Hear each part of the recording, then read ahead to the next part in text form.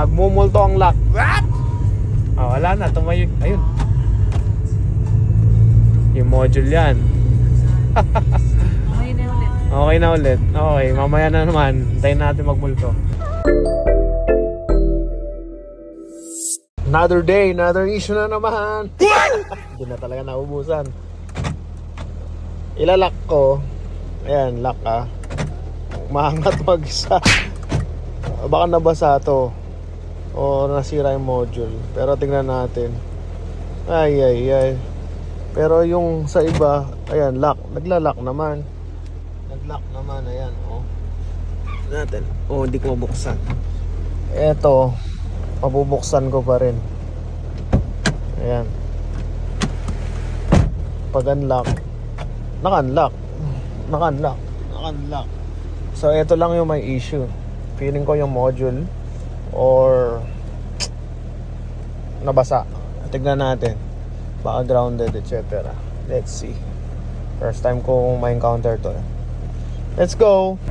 Ayan, so today ayusin na natin yung lock na naglolo ko. Meron naman din akong extra nito. Ayan. So, feeling ko module yan.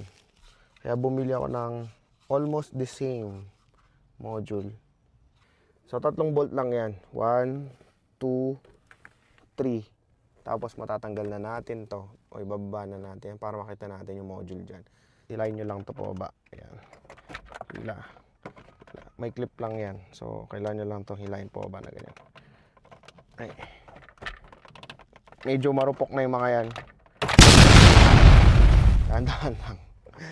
Although yung sa akin, yan, medyo buo pa. Yan, ito pa. Yun. As yung dito, putol na. Ayan, bali na yun dito. So, marupok mga yan.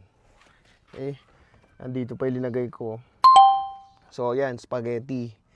Hanapin natin yung module ng lock dyan. Ito pala.